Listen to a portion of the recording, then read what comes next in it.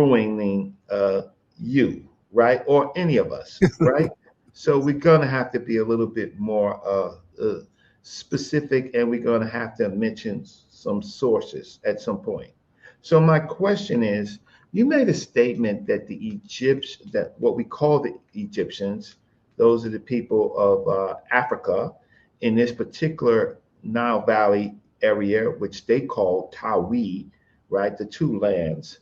You made a correlation between those groups of people and the Sumer people, who we don't know a whole lot. We only know it through Babylonian and Akkadian sources.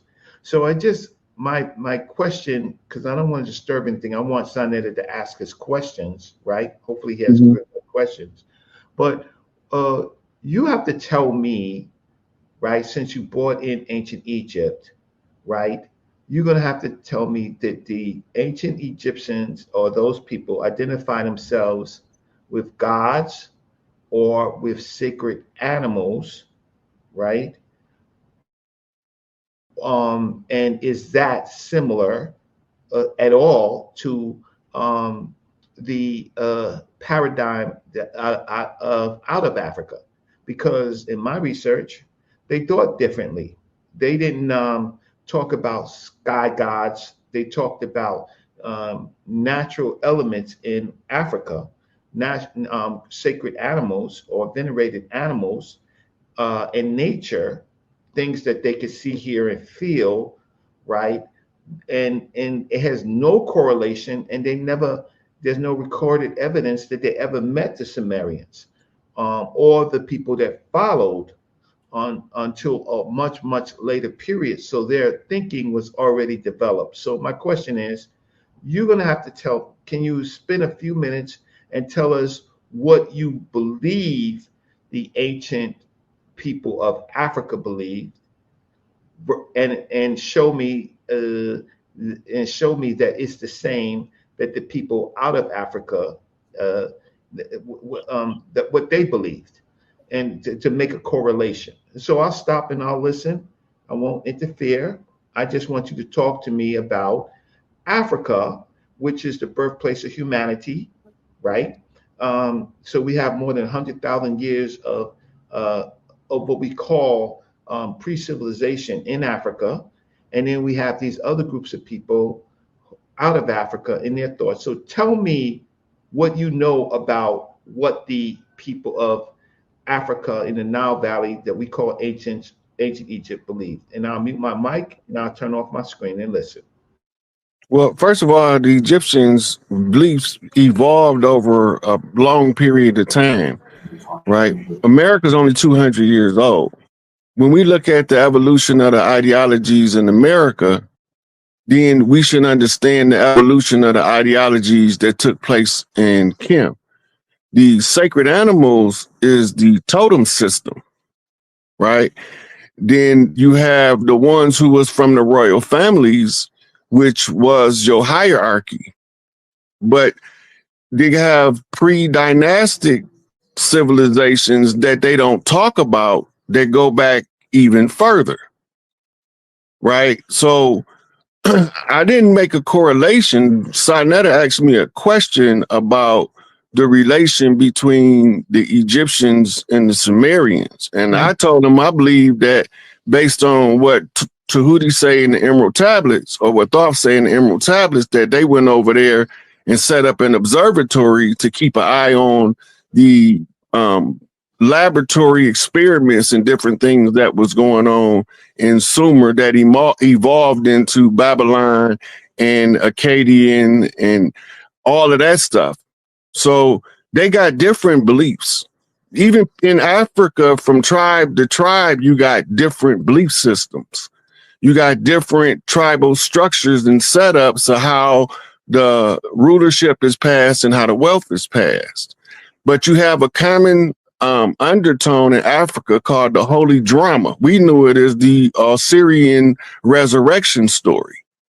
This story is told by the Dogon and by several different Bantu tribes that's not in Kemet, that's in Western and Southwestern Africa, right? So the belief systems vary around the world throughout history, and what they perceiving is how they telling their story. Everybody not telling the same story.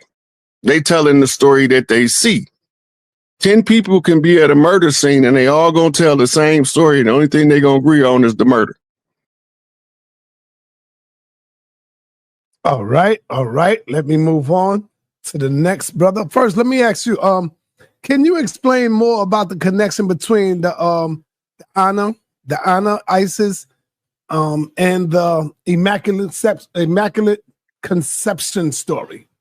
Right. That's the story of Heru and Kemet. Right. And this is also what they call the Inanna story in what we call the Middle East. Right. But the Anunnaki story is kind of different from the Egyptian story. They're not the same.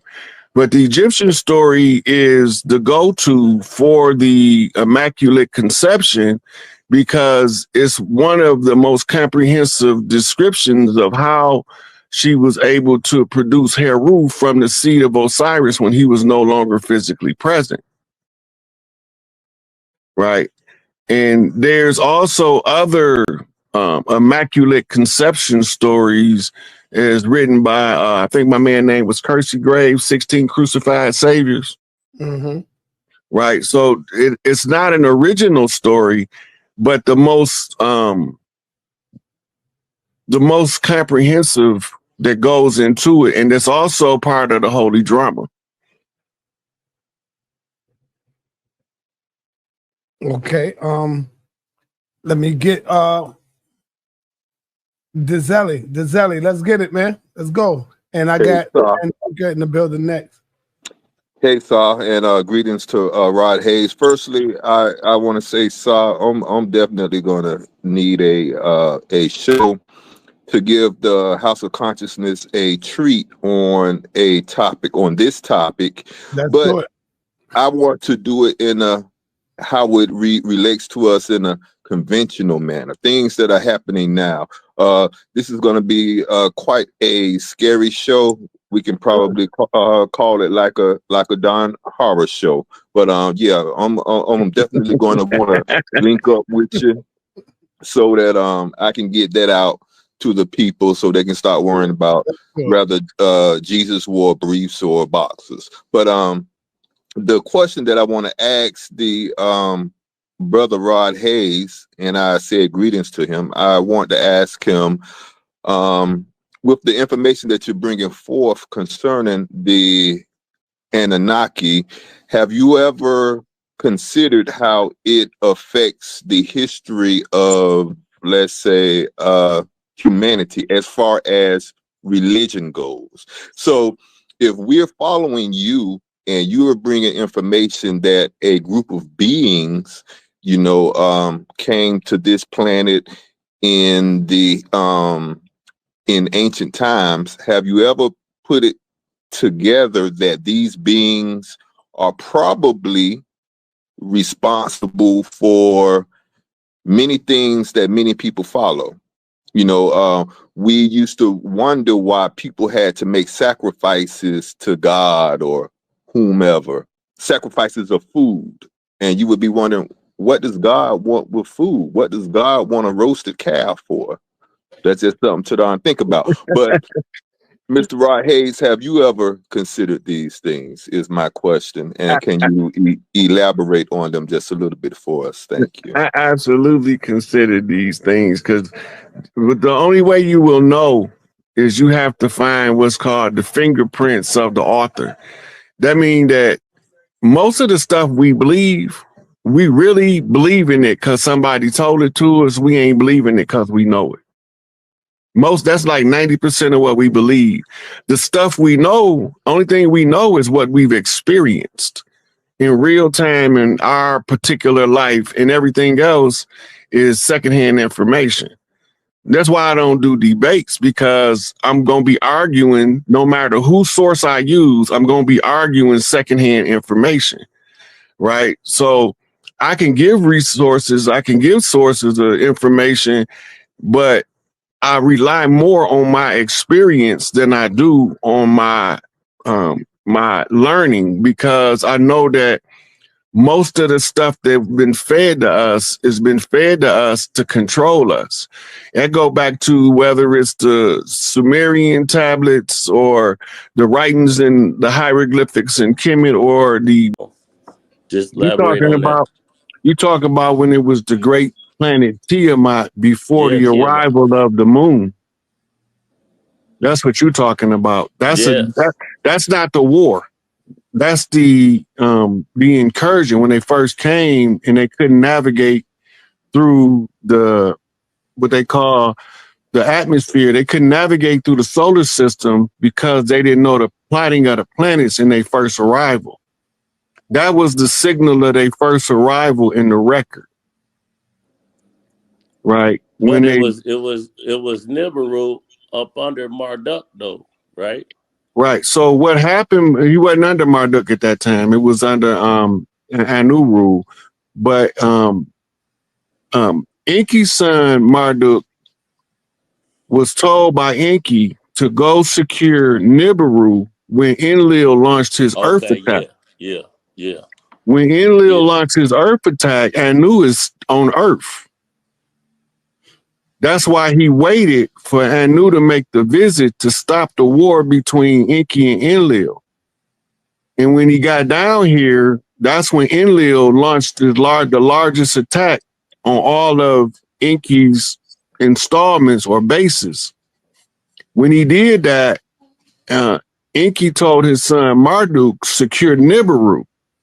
The only way they would know if it was secured, when the message came back, Nibiru is now called Marduk. Right? That means Nibiru is secure from the war that's taking place on Earth. And then right behind this is when the formation of the Galactic Council was formed, because the war on Earth began to affect other places.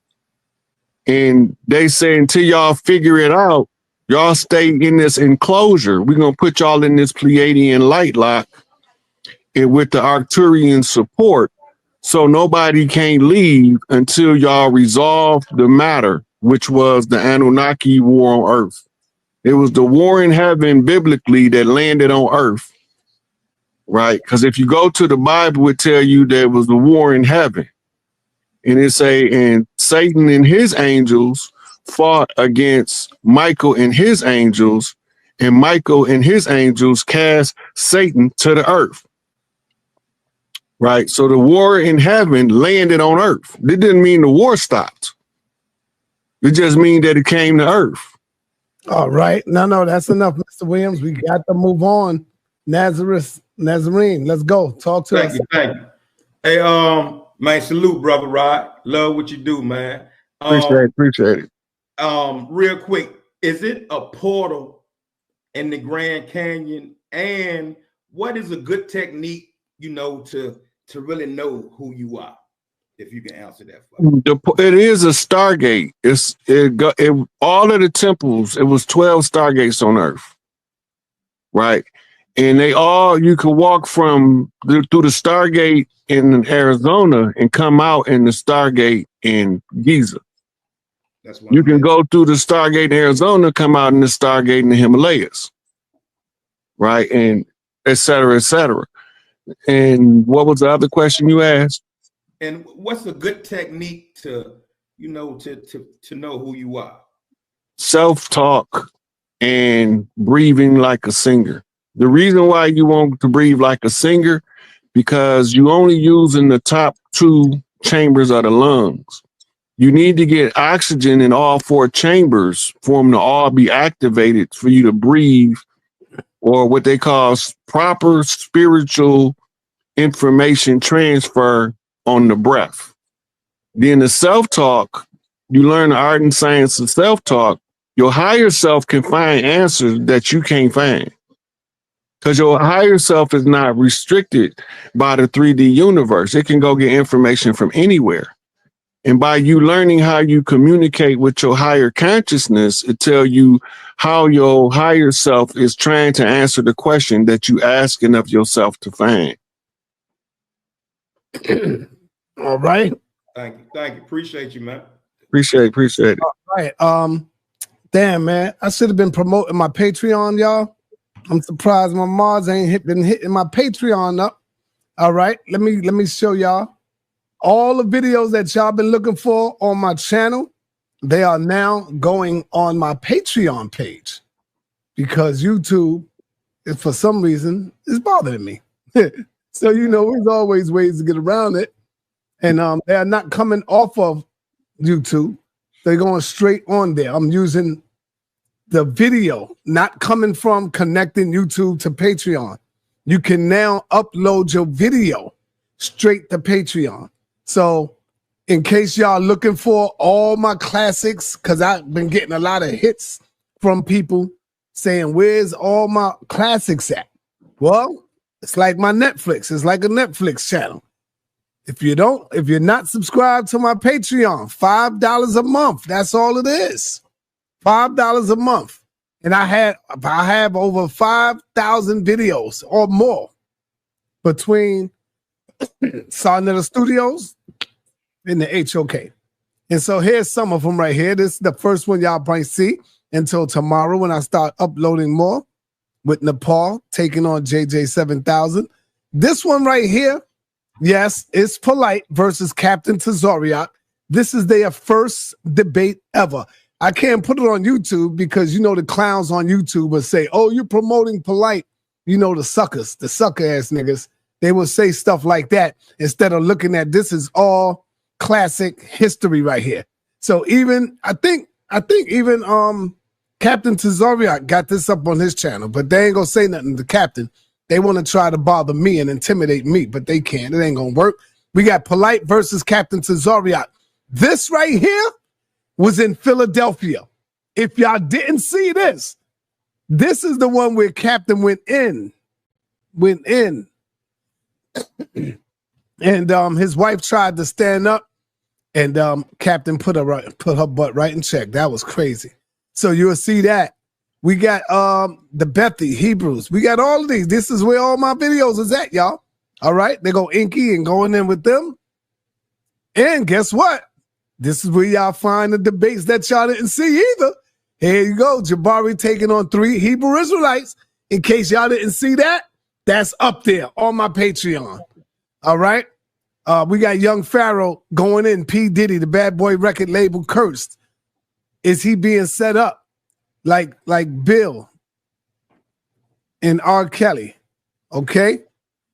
I'm just showing y'all what we got up here. It's a lot of material up here, y'all. All right, this is my Patreon channel, and it's only $5 a month. And all the new debates will be up here. All the new stuff will be over here. I will also be going live on my Patreon when I know that it'd probably be a little controversial. Remember when I did that interview with Cynthia G? It's right here, y'all. Cynthia G. That interview was 2 hours and 30 minutes long. Cynthia G. Sarnetta goes one-on-one with Cynthia G. That's up there. Sarah Sukaseti and Sabir. That's their debate, part 2. And I can load up and go for more. Wait, stop 1 second, King. Yeah, right there, Genesis, that's the debate. Which that one? was the one he was talking about? I thought it was okay. See, that's Sabir Bey is not that person. So that's all I wanted to say. We'll talk about. Who you talking about? Some brother said, well, I'll let her say it. He said that he did a debate with SETI and something like that. But who was it? Who was it, Genesis? Now Bay something.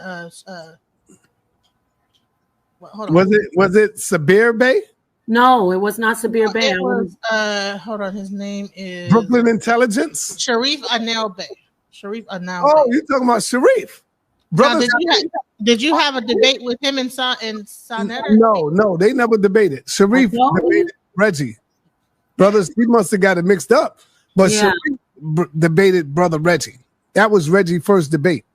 Oh, okay. That was okay. Yeah, and shout out to the brother. I'm not dissing him or anything. I was just trying to make it clear. You know. Anyway. Garfield versus Gorilla Hebrew. This is where you see all the material. Oh man, Daniel Olive versus Battle Truth. The Virgin Birth. They did this too. The Virgin Birth. Did Jesus die for everybody or their sins. That well, that's right there. Vocab Malone. Hey, you got Nature Boy and all his wives doing their three. Yeah, I got all of that. Everything is over here. All the stuff that YouTube don't want over there. When we bust this pinata. Yeah. Sorry, go ahead. All right. So as you can see, all the stuff is over here. In case y'all looking for me, can y'all drop the link? All right, drop the link to the Patreon. That's what my brother's asking. Let me get the link, y'all. Let me drop the link to the Patreon page so that y'all can go ahead. First, let me finish showing y'all all the wealth over here. You know you're not going to be able to show everything. You have so much on here. No, I am going to show everything. You got to pay for. You got to pay for right here, King. You can't show everything on here. I got you. I know. I'm just going to keep going down the line. Right here. I got all the stuff over here. And all the polites, even though y'all probably say polite, I got all that over here, y'all. All of that is over here. Yeah, where that's at? Right there. You just right there. No, you had it. Right. Go up right there. Oh, yeah. I got all of it over here. Hey, shout out to General Seti, by the way. Yeah. Shout out to Seti. I love that brother, man. Hey. Look at this one. Hey, Sal, the weigh-in with Captain Tazariak and Polite. No, this one. That was a teaser. Barrio Sase versus Patreon. I wanted to watch the real debate, and I was trying to scroll through your list, and I couldn't find it. But Brother Jabari versus Rod Hayes. This is the first time they met up. It started off peaceful, but then it got into a little discussion. So, do you believe in the transatlantic slave trade? And where were we already? So that was Rod Hayes. You remember that, Rod? Yeah. Okay, that was an excellent one. Brother Jabari versus Sanchez, Flat Earth, Reality or Fiction. This was real good, though. Jabari versus Taz, the GOAT. Should Black Americans connect themselves to Africa? Taz was saying no. Crazy. See, so you just keep going down and you just hit this and load up more and more, and just keep going more and more and more. So the more videos that I put up there, I would have to pay for bandwidth. That's all it is. So is the debate that we're going to do in 2 weeks, is that going to be on here instead of on YouTube? Yes, it will be up here. It's going to be on here. But we're going to do it live first. It's going to be live first, but then we'll put it up there eventually because I'm going to have to take it down. You're still going to do that debate, Genesis? Yeah, that's next Saturday. Not this Saturday, but next Saturday. Okay. Hit me up because I want you to see what I got. Okay. Well, Genesis was sounding a little bit like a flat earther before Mr. Hayes leaves. I didn't hear his take on flat earth. A little bit like a flat earther. Yeah, I'm not. So, in short, I'm not a flat earther. I believe that we in a torsion field, and the shape of the earth is more like a torsion field than it is flat. Okay. All right. That makes sense. For all those who want to subscribe to my Patreon page, why is it doing that? Let me do this. Hold on. Why is it not? Oh, okay. The first one is not good. You say I'm biting your style. I'm not biting your style. All right, there's the link for my Patreon. Damn, that ain't working. We're gonna catch Genesis over there with the brother.